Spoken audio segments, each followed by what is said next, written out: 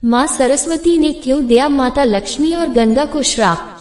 ये कथा भारतीय धर्म और पौराणिक साहित्य में ज्ञान, धन और पवित्रता के आपसी संबंध को समझाने वाली एक अत्यंत अर्थपूर्ण और प्रतीकात्मक कथा मानी जाती है।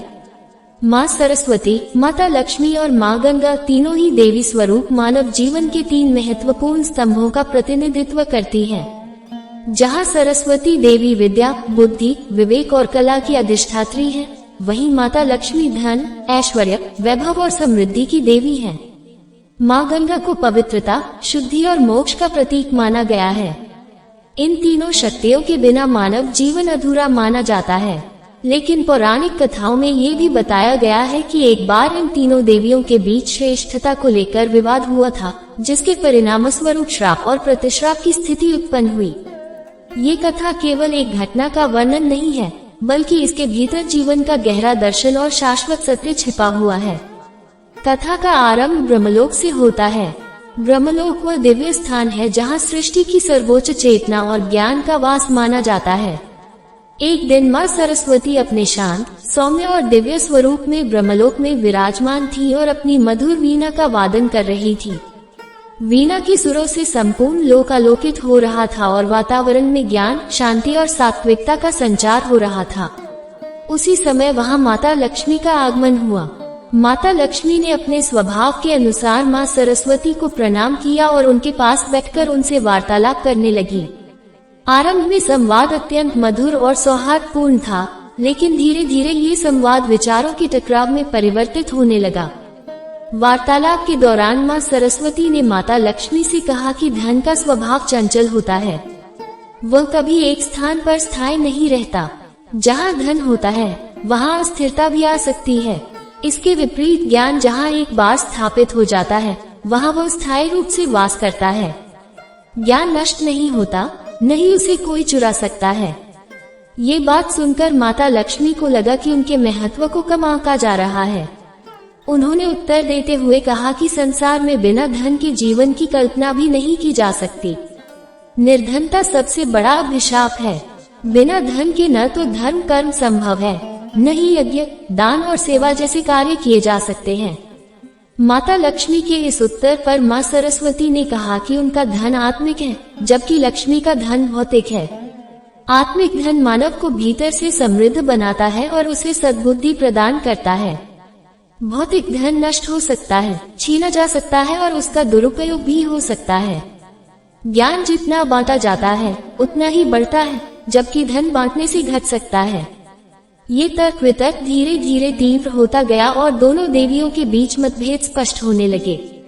जब विवाद बढ़ने लगा, तब दोनों देवियों ने ये निर्णय लिया कि इस विषय का समाधान भगवान विष्णु के समक्ष होना चाहिए, क्योंकि भगवान विष्णु जगत के पालन करता है और उनका निर्णय सर्वोपरि माना जाता है।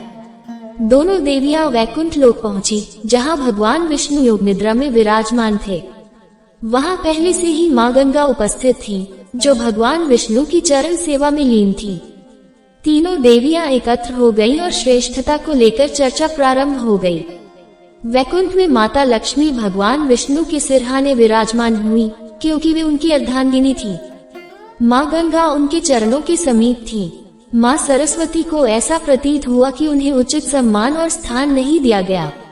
ये देखकर उनके मन में क्रोध उत्पन्न हुआ।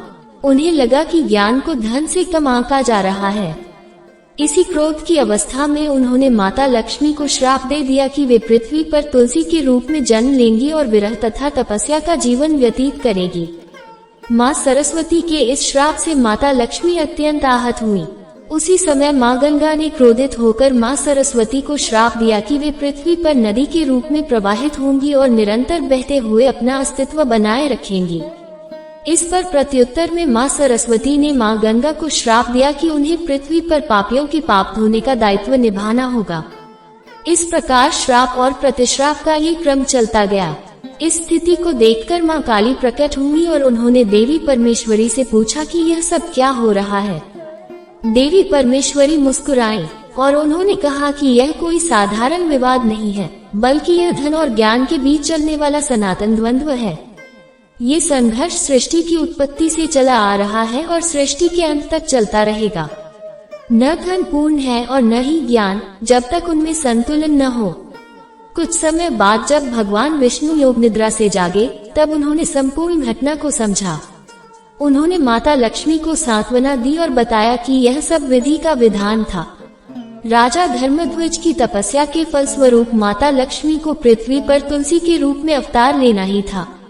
तुलसी रूप में उन्होंने तपस्या की और अंततः भगवान विष्णु के साथ शालिग्राम स्वरूप में उनका दिव्य विवाह हुआ। इसी कारण तुलसी का पौधा आज भी प्रत्येक वैष्णव घर में पूजनीय माना जाता है।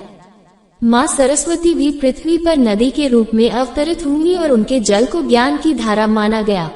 कई स्थानों पर सरस्वती नदी को अदृश्य रूप में प्रवाहित बताया गया है, जो ये दर्शाता है कि ज्ञान हमेशा प्रत्यक्ष नहीं होता, लेकिन उसका प्रभाव गहरा और व्यापक होता है।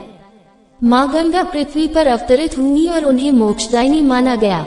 पापियों के पाप धोने का उनका दायित्व वास्तव में मानव को शुद्धि और आत्मिक उत्थान की ओर ले जाने का माध्यम बना। इस कथा का धार्मिक और आध्यात्मिक महत्व अत्यंत गहन है।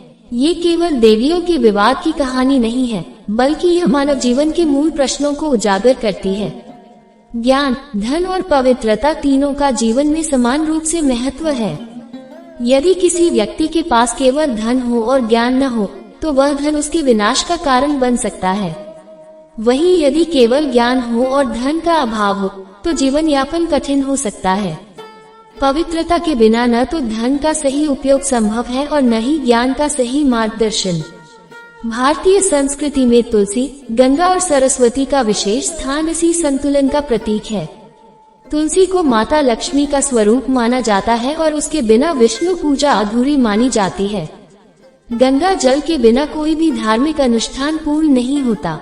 सरस्वती देवी की कृपा के बिना विद्या, संगीत और बुद्धि की प्राप्ति संभव नहीं मानी जाती। इन तीनों का एक साथ सम्मान करना ही सनातन धर्म की विशेषता है। ये कथा हमें ये भी सिखाती है कि ज्ञान और धन दोनों ही तब सार्थक होते हैं जब उनमें अहंकार न हो।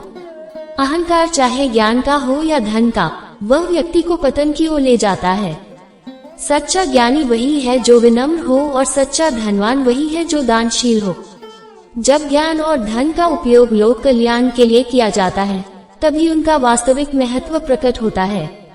अंततः ये कथा हमें जीवन का संतुलन सिखाती है। जैसे सृष्टि में तुलसी, गंगा और सरस्वती का स्थान अलग अलग होते हुए भी समान रूप से पूजनीय है, वैसे ही हमारे जीवन में भी धन, ज्ञान और पवित्रता का संतुलन आवश्यक है। यही संतुलन मानव को एक श्रेष्ठ, सफल और आध्यात्मिक रूप से समृद्ध जीवन की ओर ले जाता है। ये पौराणिक कथा हमें ये स्मरण कराती है कि कोई भी शक्ति अकेले पूर्ण नहीं होती और सत्य, विनम्रता तथा संतुलन ही जीवन की वास्तविक कुंजी है।